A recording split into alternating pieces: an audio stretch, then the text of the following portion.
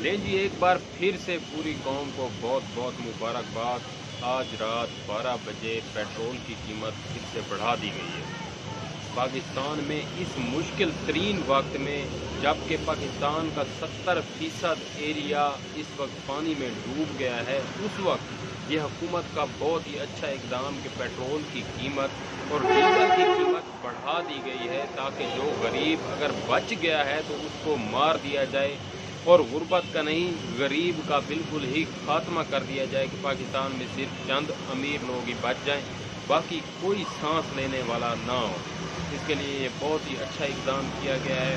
میں حکومت کو بہت زیادہ اپریشیٹ کرتا ہوں، اور ان کے جو سپورٹرز ہیں میں ان کو بھی اپریشیٹ کرتا ہوں کہ وہ اس بغیرتی میں برابر کے شریک ہیں، کیونکہ اس کے خلاف آواز نہیں اٹھاتے۔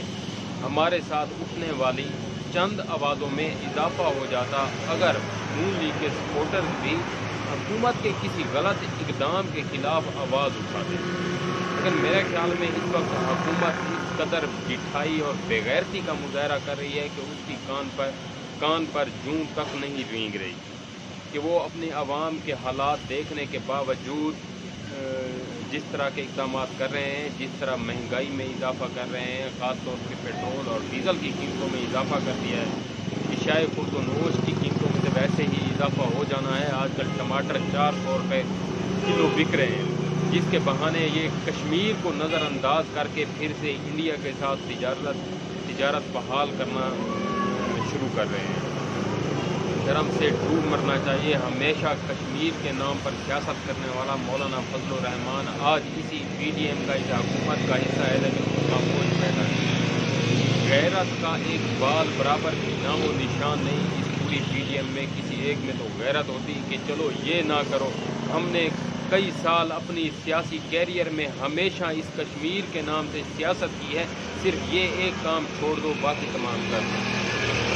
لیکن یہی نہیں، اس وقت یہ پی ڈی ایم کی حکومت اسرائیل کے ساتھ بھی تعلقات بحال کر رہی ہے۔ قطر میں ایک پرائیویٹ جیٹ کے اندر 6 گھنٹے تک طویل ملاقات ہوئی شہباز شریف کی اسرائیل سے آئے وفد کے ساتھ۔ اس وقت یہ سودا طے پا گیا ہے کہ شہباز شریف کے ذریعے اب اگلی حکومت نواز شریف کی لائی جائے گی اور اسرائیل کو تسلیم کر دیا جائے گا۔ یہ معاہدہ ہو چکا ہے، جس پر بہت جلدی عمل پیرا ہو جائیں گے، اور ہونے کی کوشش بھی کر رہے ہیں۔ عمران خان کو ٹیکنیکلی ناک آؤٹ کرنے کی بھرپور کوشش کی جا رہی ہے، لیکن کچھ فرض شناس ججز کی وجہ سے وہ اپنے مقاصد حاصل کرنے میں لیٹ ہو رہے ہیں، یا شاید انشاءاللہ یہ ناکامیاب ہی رہیں گے، کبھی اس مقصد میں حاصل نہیں ہوں گے، اس مقصد میں کامیاب نہیں ہوں گے۔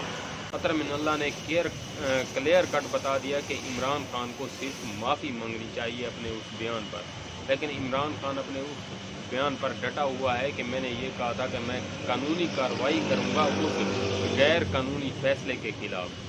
لیکن یہ چیز ہمیں نہیں پتہ، کوئی قانونی ماہر ہی بتا سکتا ہے کہ وہ توہین کے زمرے میں آتی ہے یا نہیں، یا اگر عمران خان کو اس بیان پر معافی بھی مانگنی پڑے تو مانگ لینی چاہیے، اس میں کوئی حرج نہیں ہے۔ باقی آپ تمام لوگوں سے گزارش ہے، اس حکومت سے، اس امپورٹڈ حکومت سے کسی قسم کی کوئی امید نہیں رکھی جا سکتی۔ اپنے لوگوں کا، اپنے مسلمان بھائیوں کا، اپنے پاکستانی بھائیوں کا خود خیال کریں، ان کی مدد میں بڑھ چڑھ کر حصہ لیں۔ جو لوگ پیسے دے سکتے ہیں پیسے دیں، کوئی سامان دے سکتے ہیں سامان دیں۔ سب سے بہتر یہ ہے کہ اپنے نزدیک ترین علاقے میں خود جا کر دیکھیں کہ آپ کے بھائیوں کو کیا چیز ضرورت ہے، ان تک وہ چیزیں مہیا کریں۔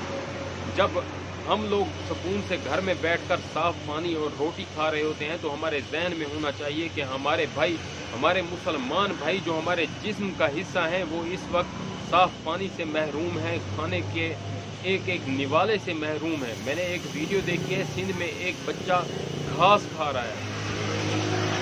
شرم آنی چاہیے اس سندھ حکومت کو جو 30 سال سے سندھ پر قابض ہے، لیکن اس وقت تک اتنی جٹھائی کہ سندھ کے بڑے بڑے وڈیروں کے گھروں میں ان کے ڈیروں پر تمام امدادی سامان جو باہر ممالک سے آیا ہے وہ انہوں نے اپنے ڈیروں پر سنبھال کے رکھ لیا ہے۔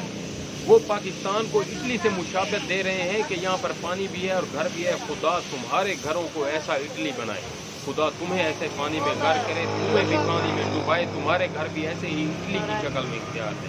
باقی آپ تمام لوگ اپنے بھائیوں کی مدد میں بڑھ چڑھ کر حصہ لیں. جس طرح جیسے آپ لوگ شامل ہو سکتے ہیں شامل ہو، تاکہ کل کو اللہ کے حضور آپ لوگ سرخرو ہو سکیں کہ اس مشکل کی گھڑی میں آپ اپنے پاکستانی اپنے مسلمان بھائیوں کے ساتھ کھڑے رہیں. اللہ حافظ.